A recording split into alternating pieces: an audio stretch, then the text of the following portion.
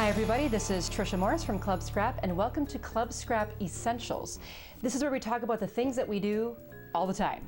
For example, wrapping the perfect corner. What I want to do is walk you through the process of wrapping a piece of really heavy-duty bookboard perfectly. So let's get started by grabbing our mat board and our Club Scrap bookbinding glue.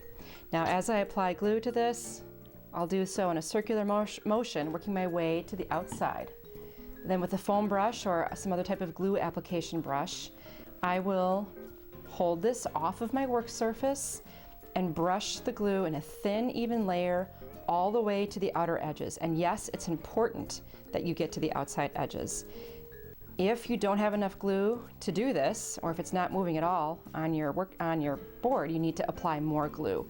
If you have too much glue, just use the side of your foam brush to pick some of it up and remove it. It's really handy for that. Key is figuring out the perfect amount, and that just comes with a lot of practice. And if you make Club Scrap projects frequently, you'll get a lot of practice. Now with this thoroughly covered with a very thin layer, it might look a little heavier than what it might seem to you on TV or on your computer screen. I'll center this onto my outside cover wrap.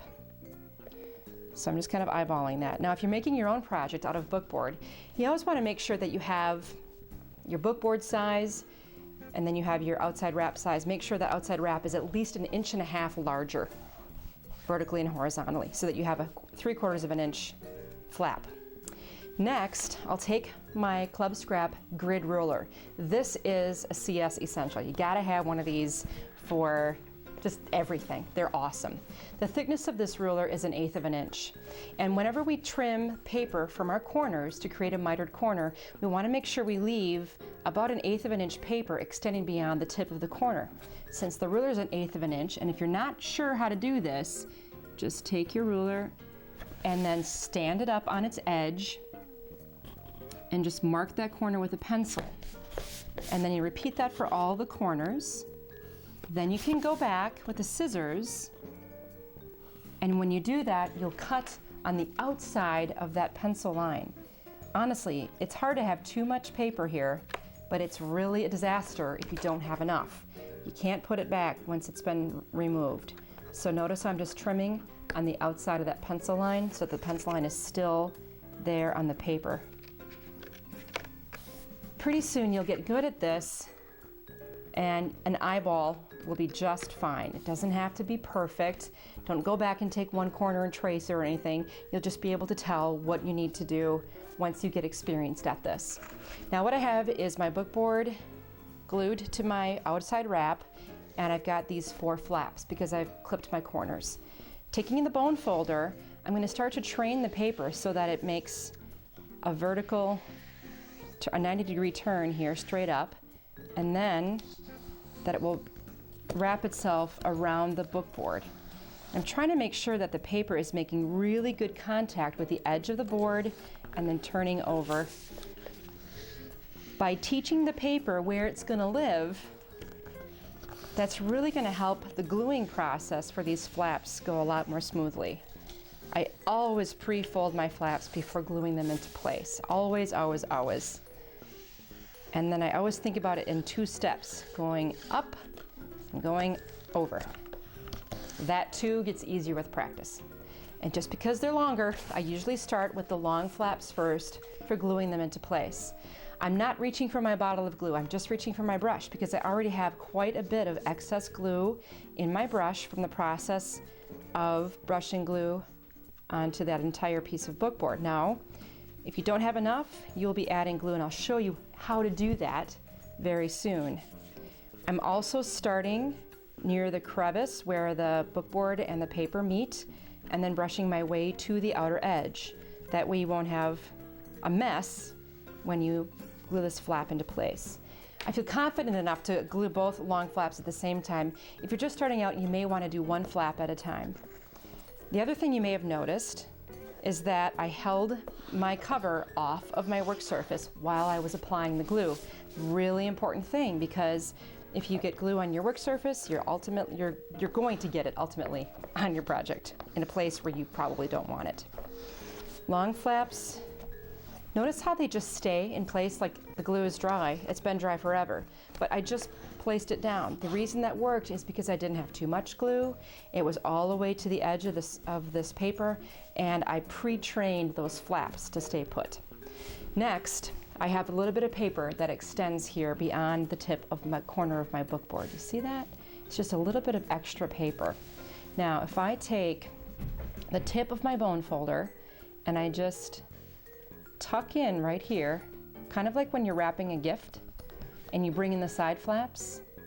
Now, when I fold this up and glue it into place, look at that perfect corner. There's no bookboard showing at all on that corner. It looks absolutely fantastic. So before I glue this flap, I'm going to repeat that tuck process with all of the corners before I apply any more glue to this piece.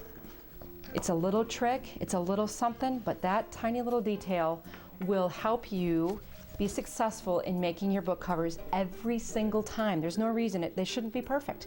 Now you have the secret. Now, to apply more glue, you're going to want to always apply it in the channel, right in the crevice, never to the outside edge, because that's going to result probably in too much glue in all the wrong place. So this way I can pick it up, remove some if I need to, and then brush to the outer edge. I kind of avoid having big globs of glue in the corner too, because that inevitably squeezes out when you put your flap into place. So I have plenty of glue already in my brush, so I'll just rotate to the other end and reapply.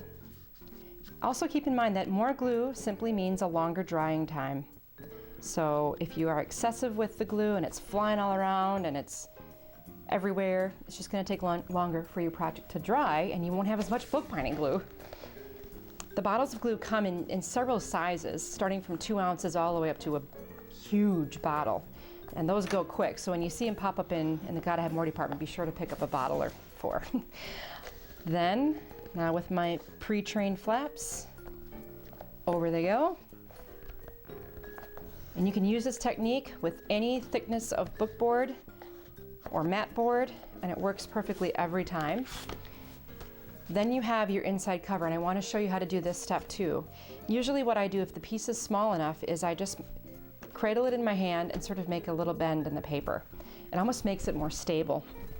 And then once again, I take some bookbinding glue, and I think I need a new bottle here. We use a lot of it. I'll add some glue to this. And using the same technique I use for the bookboard, notice I'm brushing in long, even strokes to spread the glue to the outer edges. It doesn't have, you're not painting a Picasso or anything, so it shouldn't take you a long time to do this. Like, if you make little tiny brush strokes, your glue will be dry before you're ready to put it onto your cover. Avoid that. Just nice, long, and make sure you get the edges. If you don't have glue on the edges, they're not going to stick. Nice and shiny, very thoroughly covered. And then very carefully, I'll kind of hold it by the edge and center it. When I'm cutting my own covers, my inside covers are usually 1/4 of an inch smaller than my board. So this board is 6 1/4 by 9 1/4, and my inside cover paper is 6 by 9. So if I center that, I have a nice 1/8 inch reveal on all 4 sides. And take your bone folder and just burnish it. Notice there's no glue oozing out from the edges, ruining my project. And it's a beautifully wrapped cover. Now that's a Club Scrap essential. We'll see you next time.